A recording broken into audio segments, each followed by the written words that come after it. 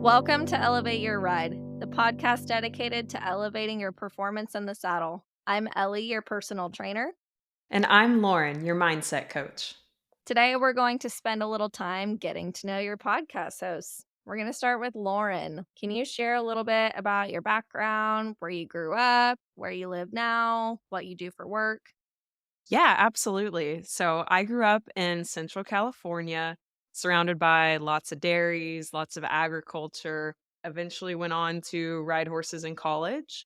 After college, I got into citrus sales and really enjoyed working with people. And now I am a real estate agent out here in Oklahoma. How did you get into the horse industry?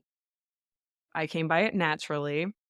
My parents both showed horses when they were younger, and so when they got married, they kinda had to put the horses on the back burner, but my grandparents ended up still having horses. So by the time I was about 5 years old, we would go over to grandma's house, and she would put us on a horse, and there was just no looking back. So I got my first horse, and it was a Pinto named Mr. Whisper Wizard. He was absolutely beautiful, the most perfect walk trot horse I could have imagined. He taught me so much about caring for a horse, loving a horse, and eventually competing. So that was really fun, and it just kind of evolved from there. How about you, Ellie? Tell me a little bit about your start in life. So, I grew up outside of Portland, Oregon. I did not grow up around horses. I do not come from a horse family. The neighborhood that I grew up in had a barn right next to it. And so, how I got into horses is I convinced my mom to let me start going there and cleaning stalls for free and grooming horses for free. And then naturally, it just turned into I started taking lessons. And so, that's kind of where the horse side happened. I still live in Oregon. I'm hopefully planning a move to Texas later this year, fingers crossed. And I'm a personal trainer. I got certified in September of 2020. So I've been doing it for a little over 3 years now. And I work specifically with equestrians. So I have my own business called Lopin Down the Rail Fitness. And I work with riders on getting them to be stronger and more balanced and more flexible so they can lead healthier lives and be better riders. Tell me about getting started during the height of COVID. How did you become a personal trainer and work with clients when everything was shut down? Ugh, it was miserable, honestly. So before COVID, I always thought I was going to train horses. I've always loved horses, always loved training people and coaching and all that sort of thing. So naturally, I just thought I wanted to be a horse trainer. And unfortunately, or fortunately, I never really got the chance.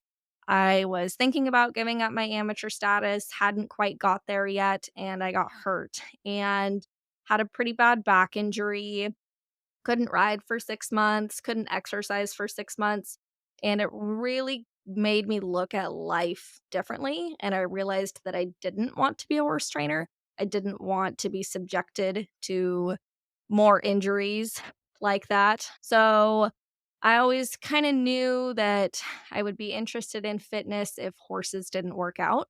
So, because it was during COVID and I had lost my job and I was injured and couldn't work anyway, I just decided I was going to get certified. So, I got certified through the National Academy of Sports Medicine and got a job at a gym to see how I liked working in the fitness industry. Decided I liked working in the fitness industry, but not in a commercial gym setting. I decided that I wanted to start my own business.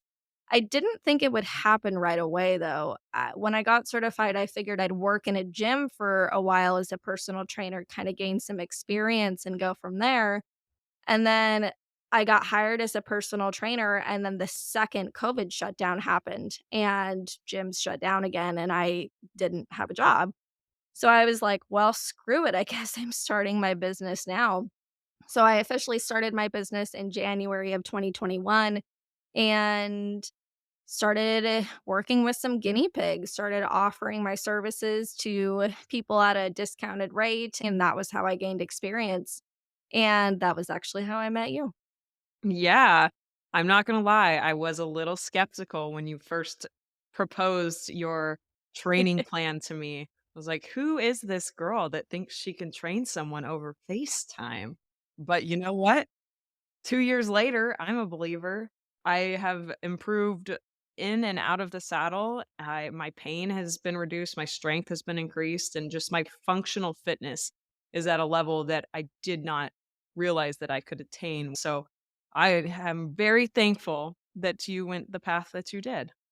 Yeah, thank you. And then how I got into the virtual side of training, when I first started my business, I was pretty much just doing in person, going to my clients' houses. I had a in person location at the time that people would come to, and I really enjoyed that and figured that I would go more that route with my business. But then I just realized that there's just not that many horse people in Oregon that I could reach. So kind of started working virtually with a couple people and just grew my virtual business from there. And so I work with people over FaceTime a lot. I have clients all over the country. I have clients in Canada. It's great. I work from anywhere. You'll see me working at horse shows. I'll set up a booth and I'll go and I'll work while I'm there. I work while I'm on vacation. It's great. I love it. So, what inspired you to then begin Elevate Your Ride? Well, I always knew that I wanted to offer a budget friendly option for people, but I never quite knew how to do it. I couldn't quite figure out the right platform, the right options, all that sort of thing. So it's always been in the back of my mind. And then you always wanted to start a podcast. And I always thought, yeah, that's cool, but I'm not really a podcast person. I never really saw myself doing that. And then the more you talked about it, the more I thought about it, and the more I was like, huh, like, what if we started a health and fitness podcast for equestrians? Why did you want to start Elevate Your Ride? So, I am a huge podcast person. I love listening to podcasts. Listen to mental mindset podcasts. I listen to health podcasts. I listen to horse podcasts.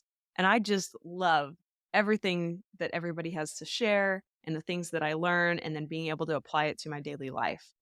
The one thing that I thought was missing was the combination of all 3 of those things.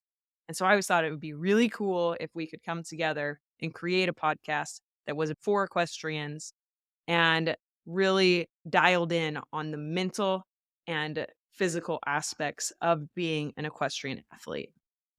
Tell me why mindset is so important for equestrians. So mindset is huge. It's the ability to take everything that you've learned in practice and put it into application when you step into the pen. We're being judged and we only have 2.5 minutes to showcase everything that we know with our horses. That can be really stressful. Being able to calm your mind and allow your body to do the things that you've practiced and know with your horse. What made me kind of realize how important mindset was when I was showing reining horses, and I would always make the finals, do great in the prelims, but then be dead last in the finals. And it's because I thought I needed to do more than the prelims. I thought that I needed to be more. And when I tried too hard and got into my head, I would have penalties. I would miss a stop. I would push my horse too hard. And it was all mental because physically, my horse and I were completely prepared, which was evidenced through the prelims results. But that really didn't sink in until 2020 when I made the amateur horsemanship finals at the Quarter Horse World Show. And something inside of me said, "You are enough. You made the finals. The judges have obviously decided that you were good enough to be brought back. So just showcase exactly what you did in the prelims because it is enough." And when I did that, it just unlocked something in my mind to be able to step into that pen and be in complete flow state. And I went out there and I had probably the best ride of my life. I felt so connected to my horse.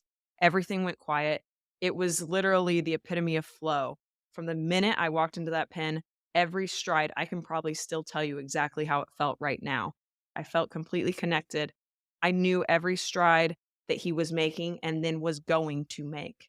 I could feel his thoughts, and it just was amazing, and the result was incredible. I was blessed enough to win, and it really solidified the fact that mindset is everything. Are you looking for that extra competitive edge, struggling with show pin anxiety, or looking to set and achieve meaningful goals with your horse? Schedule a session with me, Lauren, your dedicated mindset coach. As an experienced competitor, I understand the mental demands required to excel at the highest level, and am here to support you in building a plan to help you stay accountable in reaching those goals. For more information, check out laurencrivelli.com or click on the website link in our show notes. Let's work together to elevate your ride. When did you realize that fitness directly correlated to performance in the arena? Definitely when I injured my back. So, when I got hurt, of course, I got bucked off a horse and I landed on the left side of my back. So that was 3.5 years ago. Since that day, I have never been able to ride the same as before my injury. It totally changed how I looked at my riding, how I look at my daily life, how I look at my fitness. It has impacted me every single day since that day happened. Before my injury, I would go work out, I would go lift weights, I'd go on the treadmill, I'd go do core training, all that sort of stuff. And I knew it was important for riding, but I didn't quite understand how important it was until I got hurt. And I understood how that injury impacted my riding. Basically, after that injury, I was no longer stable in the left side of my back. So your back is part of your core, okay? Your core is your entire torso, your abs, your back, all the muscles that are in there. Because I was no longer stable on the left side of my back, my core was no longer stable, especially on the left side. So that made my entire left side of my body unstable. From my left foot to my left leg to my left arm, I could not use the left side of my body the way that I could use the right side of my body. And usually when you go to ride, you need to be really strong on your outside aids. Okay. So I was a really strong rider to the left because the right side of my body was really strong. Riding to the right, I still feel like a funky chicken. Like it's so weird because I know what it's supposed to feel like because I can do it to the left. Like the right side of my body is good. My trainer and I always joke that if I could only ever ride to the left for the rest of my days, it would be great. Riding to the right is just so physically challenging for me. And it was really frustrating to go from being strong and being stable and being able to ride at the level that I wanted to then not being able to physically. And it was really hard for me mentally. And I still struggle with it to this day. So, with all the knowledge that I have about fitness, I still struggle with it to this day. So, for me, it's really hard to keep even weight in my seat bones. Most of my weight sits in my right seat bone. It took me probably about a year after my injury to even feel like I could put any weight in my left seat bone. That's how severe it was. I really started researching how could I strengthen my core? How could I rehab my back past what the physical therapist had given me? What could I do to make the left side of my body feel like I could on the right? So I really focused on core stability and just overall strengthening the left side of my body, not just my back, but strengthening my entire left side and focusing on coordination exercises, focusing on stability, focusing on strength, all those things. And I'm not perfect, but where I am today compared to where I was when I first got injured, it's leaps and bounds. So just a couple weeks ago, I was riding and I just stopped and I was like, this is the first time in the past 3.5 years that I have felt like I did before I got injured. I could have even weight in my seat bones. I didn't feel like I was leaning in or out. I felt like I could have good control over my left arm and my left leg. I felt like me again, and it made me want to cry. Like all that time, all that effort, all of it, it was worth it. Absolutely. And I think that's a really key thing here is to realize that it took you years to get back to it and you have put in the time and the effort. Fitness, it takes time. and dedication, just like training a horse does, training yourself. You got to put in the work. Hi, everyone. It's your personal trainer, Ellie. If you're looking to become a stronger, more balanced, and flexible rider, I'm here to help. I offer virtual personal training sessions and customized workout plans that you can complete on your own. As a fellow competitor, I understand the physical demands riding requires, and my goal is to help you perform your best for your horse, whether you're preparing for a show or just want to improve your everyday rides. Visit lopindowntherailfitness.com or click on my website tab in the notes of this podcast episode to learn more. Let's work together to elevate your ride. When did you realize that you had to level up your fitness in order to be more competitive in your riding? So when I brought the horse that I ended up winning the world show on to my house instead of being at a trainer's, I realized how physically demanding all the things involved with horses were. Being required to ride and train and be sticky when he jumped around on a fresh day, and being able to be strong enough to feel him and do the things I needed to do to keep him at the highest level is when I started to begin to realize, okay, I need to exercise and bring myself to his level because he's an athlete, so why shouldn't I be? And then once you and I started working out, it really reached a whole nother level because, yeah, sure, I was lifting weights and doing traditional weightlifting. You definitely showed me, okay, there's more to this. There's mobility, there's stability, and there's lifting weights. And the mobility and stability actually probably did more for me than the actual strength training has, and I am obsessed with doing those things now, and you can definitely tell a difference when I don't. What can you tell a difference in when you are working on your flexibility and your stability? One key thing is just getting on, being able to lift my leg up there because my horse is tall, but no, it's a lot of being able to rotate my legs properly.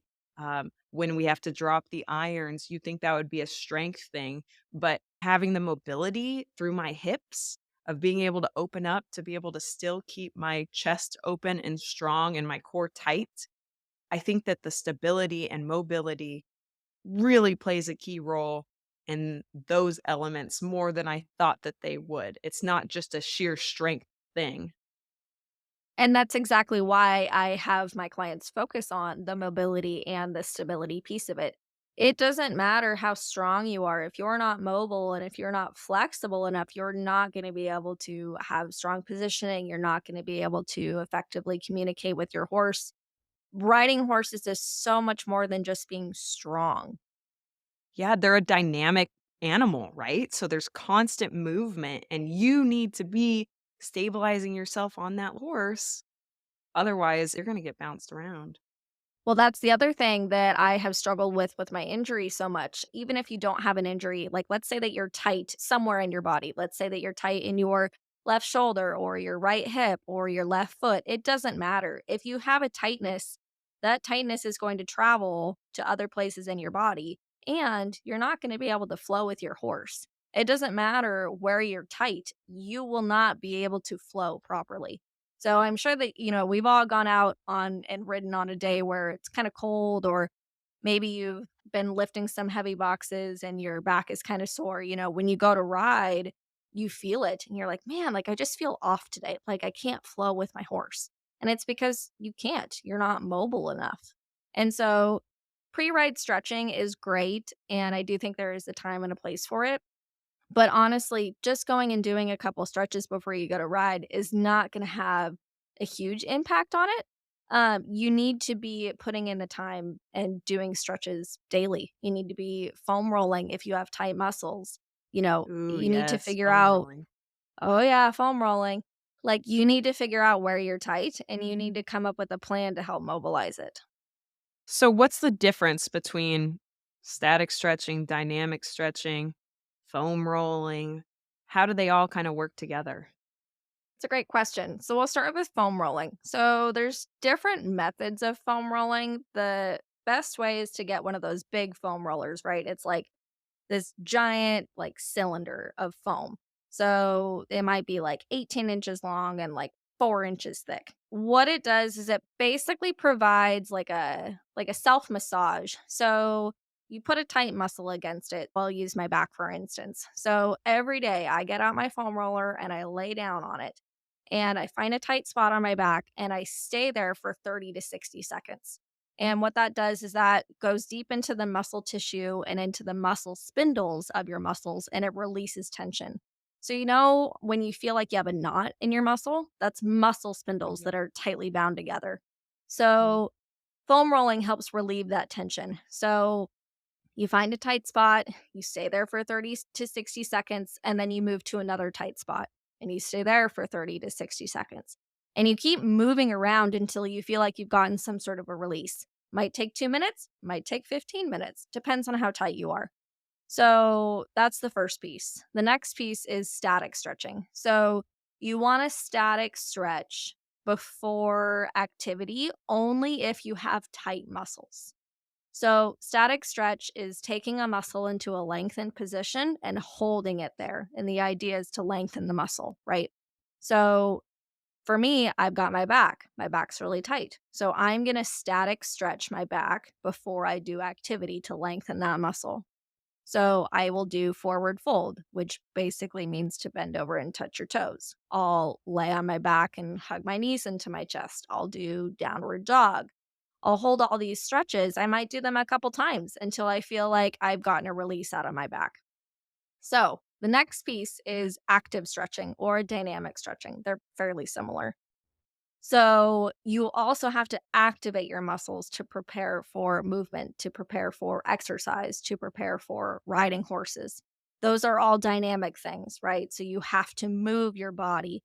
If you just go from doing static stretching into exercise or into movement, static stretching does not warm up your body for exercise. It just helps lengthen tight muscles. So, active or dynamic stretches could include arm circles, it could include squats, it could include bending over and touching your toes, lifting back up over your head, and then bending over and touching your toes again. And you would keep doing that. You wouldn't hold it. You could do inchworms if you're familiar with that. There's lots of different active dynamic stretches that you could do, and that's going to prepare your body for exercise. So, let's say you have a tight back and you want to know what you should do before you ride. I doubt you're going to take your foam roller out to the barn, right? It'd mhm. be Probably great if you not. did, but who's going to do that? I don't do that.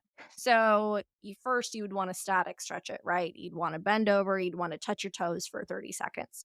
And then you'd want to do a couple active stretches. You could actually do a couple squats. That's a great exercise for warming up your back.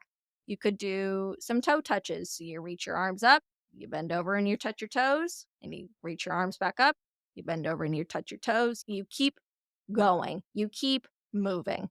That's the difference between all those stretches.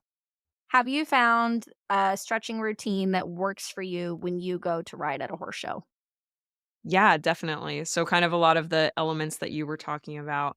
I don't quite do the inchworms, even though I think those really activate everything because I don't want to get down on the ground, but I'll do forward folds, I'll do windmills. I actually do the squats. And this is going to sound really crazy, but you can ask everybody. It's kind of my party trick. But if the stalls will allow for it, I'll do some pull-ups every time I go to a horse show and every day before I compete. It's both like a fun release, but then it also gets my blood going and gets me really excited to go show my horses. Okay, so all those pull-ups that we work on every week, they've been working. Absolutely. Yeah, I can't just do them at home. I have to have a reason to do them. So we do them at the horse shows. I wanna set a disclaimer, I do not normally have people do pull-ups in my program. Lauren specifically said, "I wanna feel strong and I wanna be able to do a pull-up." And I love it. Hey, it was a journey. I could not do a pull-up. How long did it take for me to actually be able to do one, do you think? It took a while. It took a while. Exactly, so hey, but we didn't give up. No, we used a lot of resistance bands in the beginning. It was, a lot of sweat and maybe a little bit of tears, and, it took a while. But, hey, you can do a lot of pull-ups now, and you can do them correctly, so Thank you you. can show off at the horse shows. Absolutely. Yeah, I think my horses get a kick out of it too. Hey, Elevate Your Ride fans. Are you loving our show and looking for a way to show your support? Check out our line of Elevate Your Ride merchandise. From stylish t shirts to cozy hoodies to journals and hats, we have everything you need to represent your favorite podcast. Ready to gear up? Click on the Buy Our Merchandise Here link in the podcast notes, or head on over to our website, elevateyourride.co, and click on the Store tab. Thank you for your support. Make sure to like, follow, and share our platform with your friends. Tell me about your horses. So I have 2 horses right now. One's name is Dixie, and she is a spicy bay mare. I love her so much. She has so much personality. She is definitely the queen. She knows she's awesome. She does the all-around events. She is super duper fun. She challenges me every day, but in a good way, and I definitely have to rise to her occasion because she is just capable of so much, and I love working with her. She's a very feely horse. And then I recently got a new 2-year-old named Pal, and he's fun. We're gonna do the ranch events with him.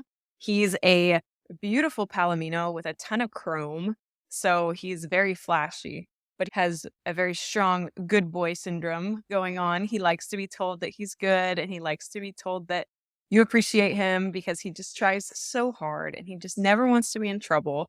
They're kind of like opposites in a way where she's the big baddie on the campus and he's this Mr. Goody Two Shoes.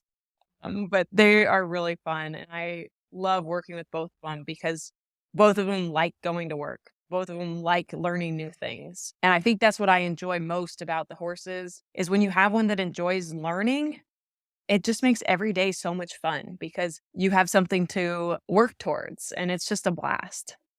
What's your favorite event to compete in? I love showmanship. Even though I hate running, I run just so I can do showmanship, and I do not like running, but I like showmanship. I like the connection that you can have with your horse and the way that it shows. I like that it's so personal. I like smiling a lot. So it's a great class for me because they really encourage smiling there. So I can feel like I can make a connection and connect with both the judges and my horse. And it's just so much fun when you do it right. And it's a class that there is no substitute for the amount of time that you spend practicing it. You need to be physically fit. You need to put in the work. And otherwise, it shows when you do not put in the work for that class. Feel for some classes, a stronger rider or a stronger horse can kind of carry the other. I don't think you can do that in showmanship. Yes, there needs to be that relationship built I in. totally agree with that. I don't think it's a class where your trainer can just go do it for you. You have to build No, that connection with your horse, 100%. absolutely. What's your favorite class? The showmanship. Yep. So, the showmanship is my favorite because you don't have to have a six-figure horse to go and win. It would be attainable and reasonable to go and show a horse that is not 6 figures or is not even $50,000, and we can go and we can go do well because we've put in the time and we've put in the effort. I Yep. truly believe that any horse can be a good showmanship horse, and if you put in the time, if you put in the effort, and if you guys work at it, you guys can build a strong partnership and you can go do well in the showmanship.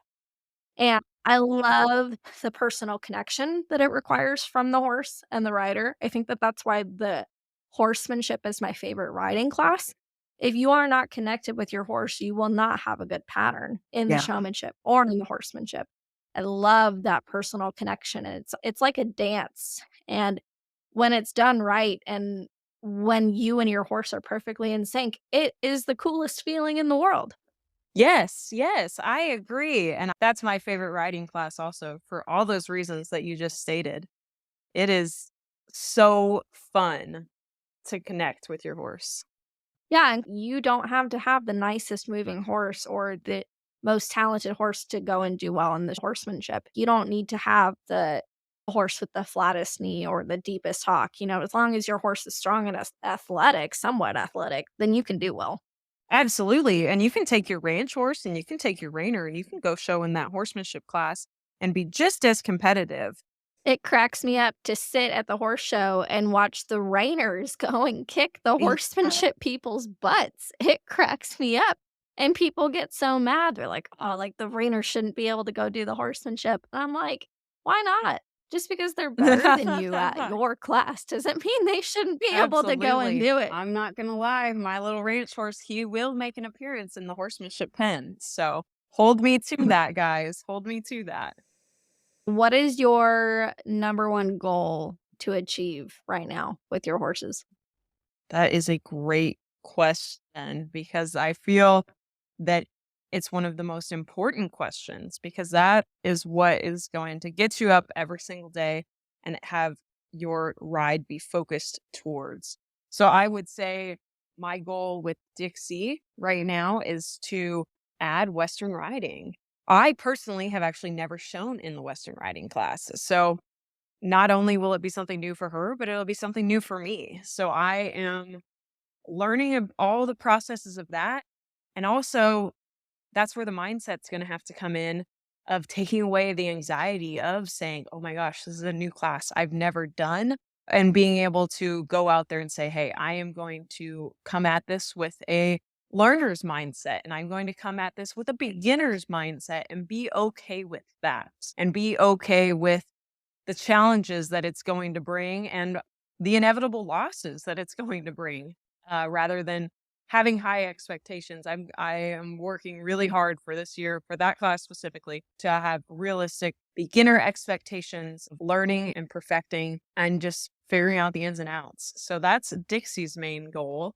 And for Pal, I am really looking forward to doing the ranch riding futurities later in the year and also getting out in the green showmanship for him. So we've been running around in the Aw. dirt together. It's so fun. It's a great way to get to know the horse too. And I do think that the showmanship, the skills that you teach them on the ground, I do think it translates to riding them. I can't stand a horse that doesn't know the showmanship because they usually have terrible ground manners. One thing, when you were talking about how, you're gonna be learning the Western riding and it's gonna be a new class for you, something that I tell my clients all the time is don't be afraid to suck. When I ask you to do a new exercise, it's gonna feel awkward, you're not gonna like it, you're gonna feel like you're not doing it right. Be okay with sucking. That's how you get better. That's how you learn. I think that that is sometimes why youth kids do so well in our industry is because they're not afraid to suck. They're not Right. afraid to learn. You get into the selects and the amateurs, they're afraid to learn and they're afraid to fail. And that's why a lot of times the youth do so well compared to the amateurs, why they kick their butts and ride circles around them. Yeah. They're just brave and they don't have fear. The fear of failure can hold us back so much. And I feel like you said, as a youth and as a kid, we aren't afraid of that as much as when we get to be an adult. And there's a lot of power to not having that. Yeah, for sure. Both when you go to work out and when you go to ride, Mhm. not being afraid of sucking and being okay with being in the learning experience. I'm sure that it will be hard and humbling for you to go from, most people know you in the warm-up pen as the multiple world champion in the horsemanship, and then they're gonna watch you struggle around in the Western riding, and it's gonna be a humbling experience for you, that's where the mindset piece is gonna come in. Absolutely. And you have to be able to tune all of that out because if you can't, you're almost guaranteed to fail because you're going to be so worried about having it have to be perfect that you're not even going to give it an opportunity to just be good. So let's talk about that since you are a multiple world champion. Do you feel like people expect you to be at a certain level 24/7? So that was a misconception that I had immediately after winning all of the things. I felt so blessed and humbled to have done that. But then I did go through a period where I thought, oh my gosh, everybody expects me to be that winner every time I step in the pin now. And oh my gosh, what if I don't live up to their expectations? Oh my gosh, what if they quote unquote find out? Right. And what if I am not what they think I am? Yeah. And that was hard. I'm really thankful that I could go through that because I did go through a period where I wasn't as successful, and it's because of my own mental blocks there. But no, nobody expects you to be perfect all the time. Nobody expects you to even be perfect half the time. And honestly, everybody is so busy doing their own stuff and trying to get themselves perfect.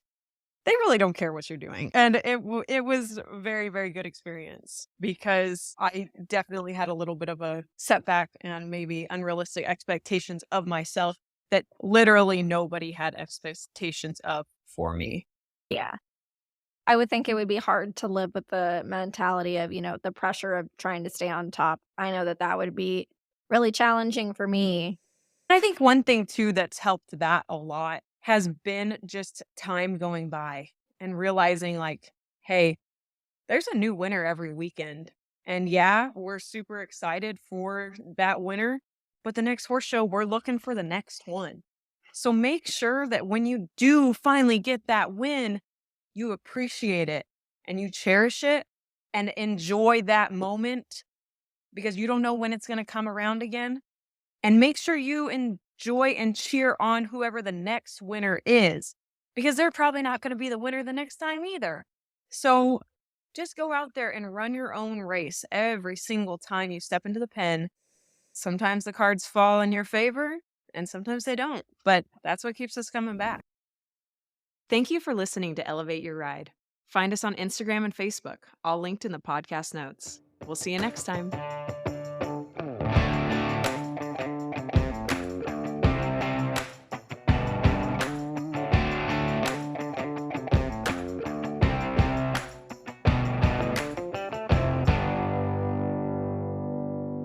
The information provided by Elevate Your Ride is for educational and informational purposes only and is not intended as medical or professional advice.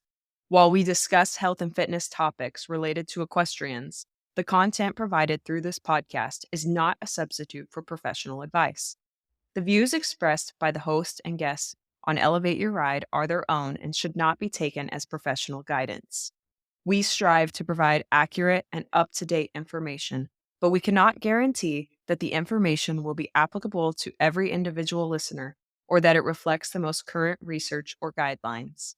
Before making any changes to your health and fitness routine, we strongly recommend consulting with a qualified professional who can provide personalized advice based on your individual needs and circumstances.